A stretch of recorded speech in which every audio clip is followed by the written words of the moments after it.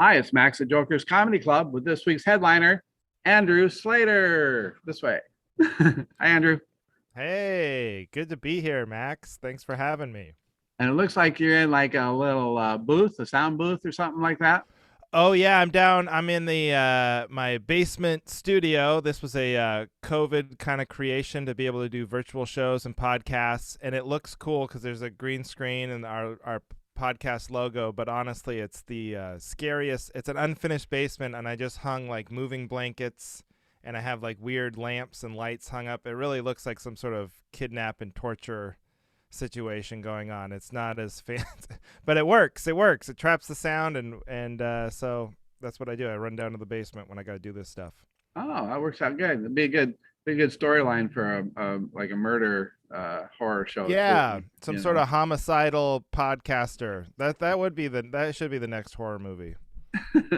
Like Joe Rogan meets Saw or something. I could pitch Yeah, that. saw. Yeah, Yeah. exactly. And so I was looking at your bio. You've been to Joker's. Anything funny about the Tri Cities you remember? Is this Yeah.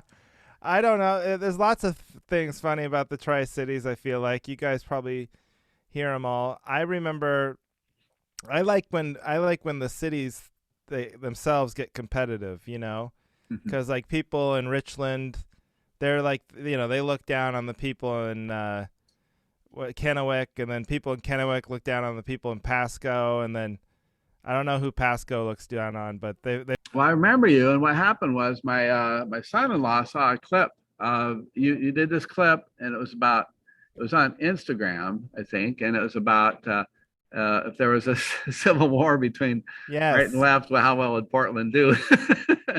Yes. Yeah. No, the whole premise is that Portland is unprepared.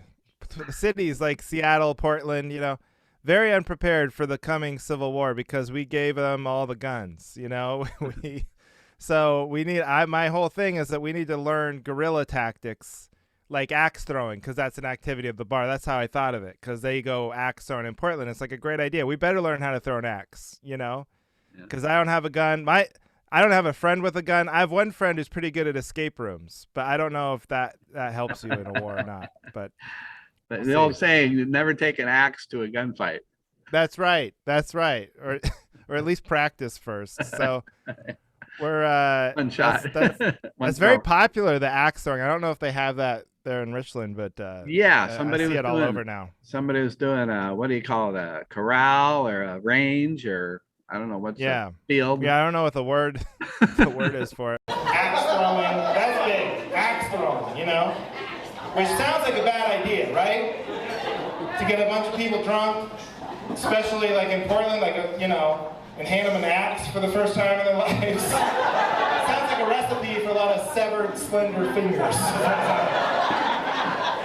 But it's a great idea, okay? Because, I don't know if you guys watch the news, all right, but there is a civil war coming in this country. And in Portland, we are unprepared. We are going to lose. I don't know if anyone's being honest with themselves, but we don't have any guns, all right? We gave them all the guns. I don't have a gun, okay? I don't have one friend with a gun. I have one friend who's pretty good at escape rooms. But I don't know if that's going to help. Does that help in a war? If you get a crewmaster, I don't know. I've never been. One time you worked with Norm Macdonald, I guess, on the sports show. Oh yeah, yeah. It's very sad.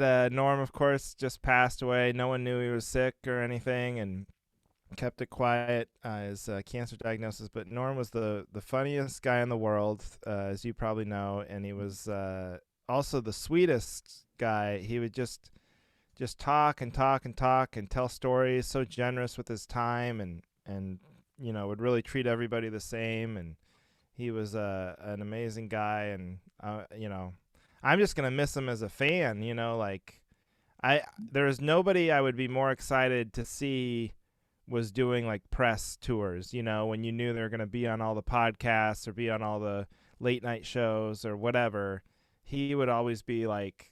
It was just like Christmas to see him. He's gonna go on Letterman, or he's gonna go on Conan, or he's gonna go on Stern or whatever.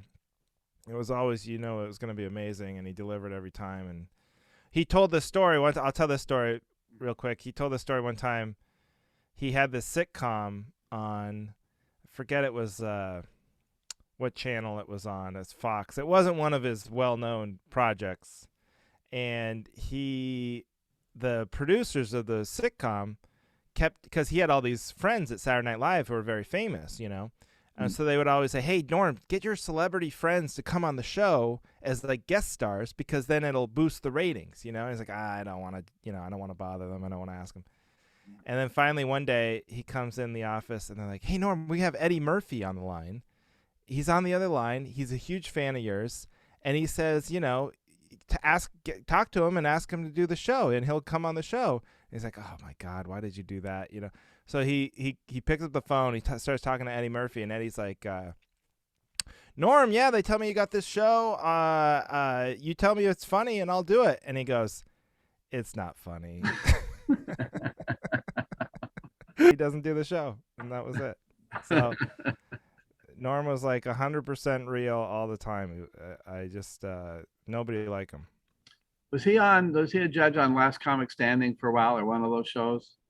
He was. I was on Last Comic Standing the year before he was a judge, and he was on the very next season that he was judging. And again, same thing. He loved comics, loved stand up more than anything, and you could see it in the way he judged. I mean, he was critical of people, but it was always from a place of loving comedy and loving comics.